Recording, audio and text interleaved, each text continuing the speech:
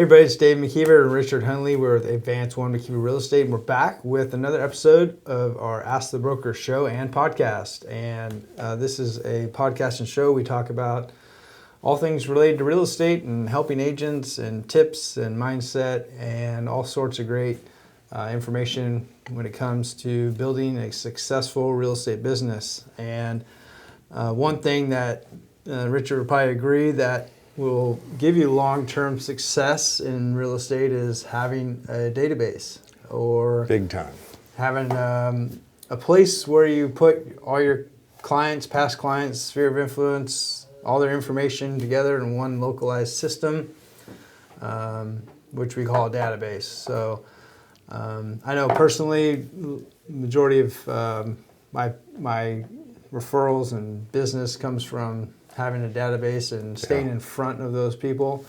So one of the topics I just wanted to bring up today, Richard, and we've had some agents ask this. We have some newer agents in our office who are just getting going, right? Yes, a few. Less than 2 years, a year in the business. Is how do they get started in formulating a database? So what's a couple things they can do to get that database up and running? Well, in the trainings, what David and I teach our agents is, number one is start a database. And, most agents, well, how? What do I do? Well, the easiest thing to do is do it with everybody you know.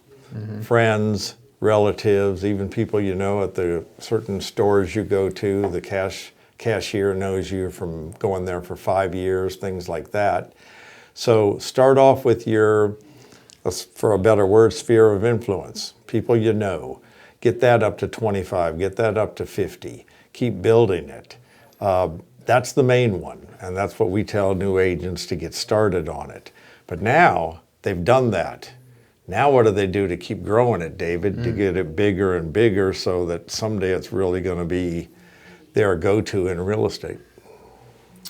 Well, there's a couple ways to add to it, and basically you kind of hit on it. Is the way I've added mine over the years, anybody I've had a real estate conversation with, if they've asked me a question at some point in time, they've pretty much been added to my database. So that's number one. Number two is, well, not so much about this moment in time. It's June 9th, and we're not allowed to have open houses right this moment. But prior to that, and when they come back, yes, you tend to meet a lot of people when you're hosting open houses, whether they're prospective buyers or their neighbors down the street. People come to your open houses.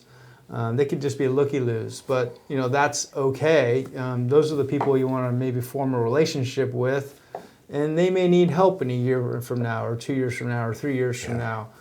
So those are the type of people you want to add to your database. Absolutely. Here's a question. What type of people do you add to your database? You kind of just answered that, but more of a general answer. Any adult that can possibly buy or sell real estate. See, I think maybe I'm even wrong there. Even if they can't buy or sell real estate, they might know people that can buy or sell real estate. So that basically makes it the entire adult community in your community. So there's a lot of possible people to put into a database. Another way maybe of increasing your database is, when you door knock, when you cold call, anything you're doing when you pick up leads, that's database also. And go out of your way to increase the database, even if they're not going to be a good lead now. Sometimes we tend to skip them. Get them in there. When you get this database up to hundreds of people, it's going to really pay off for you. Yeah, and one little word of caution, and one thing I tried to avoid is being that salesy agent that spams you over the years. And one thing I like to ask when I'm talking to people is, if somebody you just met, maybe at an open house or, like you said, door knock or whatever, is, hey, is there a local agent in the area that you would work with if you were ever to buy or sell real estate? And if they go, I can't think of anybody, or, yeah, my mom's an agent. Well, that's an indication right there of who you may want to add and not add. If their mom's an agent or their sister's an agent, right, there's no sense in forming that relationship or, being that spammy agent that's going to keep sending them things or never do business with you. So I'm generally there to add people that generally may need my help one day. And if they already have a relationship with another agent, I'm not going to step on that agent's toes. So, be careful who you add and ask the right questions. Yeah, I think you used the right word there, relationship. As you're building it, which is what we do in any kind of sales, then you're going to find out if that's the person that's worthy to make your list on the database, or even worthy to make your list as a lead for right now. So remember, leads right now are database later. So yeah, they're both. Everybody you've sold houses to already, or listed their house, or even talked to about real estate as a possibility. So just build it, and everybody, I think I have a note right here. Everyone you know is a possibility. So that's basically the answer I have for building a database and expanding it and growing it. So what are some things, say I just meet you, or I've known you're an acquaintance of mine, what are some things I should be adding, or what information should I try to gather from you as a agent who wants to develop a relationship with you? Well, I think as soon as you bring up that you're in real estate, it's a good conversation already, especially nowadays with, is the market going to crash? Is the market taking off? What are the interest rates doing? Just get that conversation going, which is a very easy conversation to get going. And then you'll feel it out from there as to whether this is a lead for you or not. And, you might get to the point to where you exchange your cards with them, or just get a little info and say, hey, I send out a newsletter, or I do this, or I do that.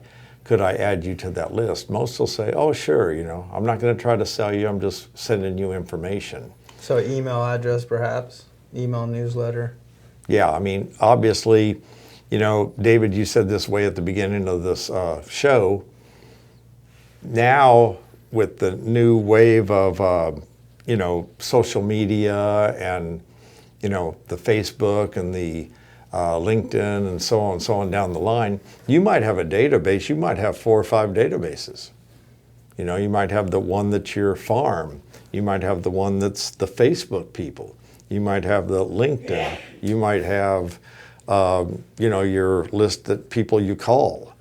That's okay if you have 4 or 5 lists, as long as you have a lot of people in there and it's people that you are going to get in touch with. Yeah.